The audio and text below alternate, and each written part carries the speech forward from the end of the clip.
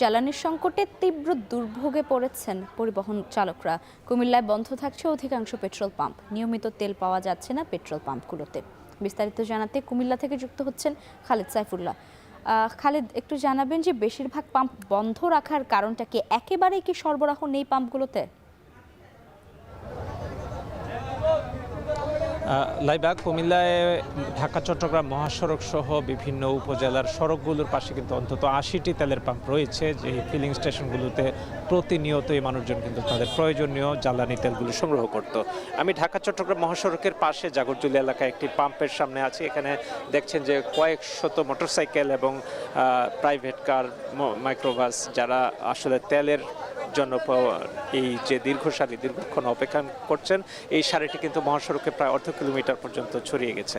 ঠিক একই রকমভাবে আমি আরও একটি পাম্পে কিছুক্ষণ আগে সেখান থেকে এসেছি, যে সেখানে অসংখ্য যানবাহন দাঁড়িয়ে আছে, কিন্তু তেল দেয়া হঠাৎ করে এই তেল শেষ হওয়ার কারণে কিন্তু সেগুলো অপেক্ষা করছে। এরকমভাবে যে কয়েকটি পাম্পে তেল আসছে সেগুলোতে কিন্তু দীর্ঘ সারিবদ্ধভাবে মানুষজন ঘন্টার পর ঘন্টা অপেক্ষা করে তেল সংগ্রহের জন্য অপেক্ষা করছেন, এবং অনেকেই তেল নিয়ে ফিরতেছেন। অনেকে যারা পিছনের দিকে পড়ছেন তারা আসলে অনেকে তেল পাচ্ছেন না। তো যাদের আসলে খুব বেশি প্রয়োজন, চাকরিজীবী মানুষজন এবং অনেকে তেলের বাহনের উপরে নির্ভরশীল, তারা কিন্তু বেশ দুর্ভোগে পড়ছেন। বিশেষ করে অনেকে চাকুরি এবং প্রয়োজনের স্বার্থে যারা মোটরসাইকেল চালান এবং যানবাহনে তেল নিয়ে তারা প্রয়োজনীয় কাজগুলো সারেন, তারা কিন্তু আসলে বেশি সংকটে পড়েছেন। এই সরবরাহ দীর্ঘদিন ধরে আমরা কম দেখছি, এবং পেট্রোল পাম্পগুলোতে যেগুলোতে তেল দেওয়া হচ্ছে সেগুলোতে একদিন তেল দেওয়া হলে দুদিন পর আবার আসে, আবার সেখানে তেল দেওয়া হয়। তো ৮০টি পাম্পে কিন্তু এক নাগারে একসাথে সরবরাহ স্বাভাবিক হচ্ছে না, যেখানে পেট্রোল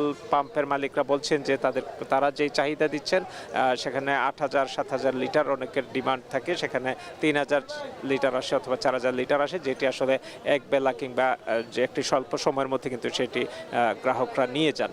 এবং জ্বালানি তেলের আমরা এই অকটেন পেট্রোলের পাশাপাশি কিন্তু আমরা ডিজেলের সংকটও দেখছি, যেগুলোর কারণে আমরা মহাসড়কে কিন্তু ট্রাকের সারিও দেখতে পেয়েছি, এবং এর কারণে সেচ কাজেও বিঘ্ন সৃষ্টি হচ্ছে। এই হচ্ছে ঢাকা চট্টগ্রাম মহাসড়কে জ্বালানি তেলের সংকটের একটি চিত্র। লাইবা। কুমিল্লা থেকে যুক্ত ছিলেন খালেদ সাইফুল্লাহ, জানাচ্ছিলেন সেখানকার জ্বালানি পরিস্থিতি।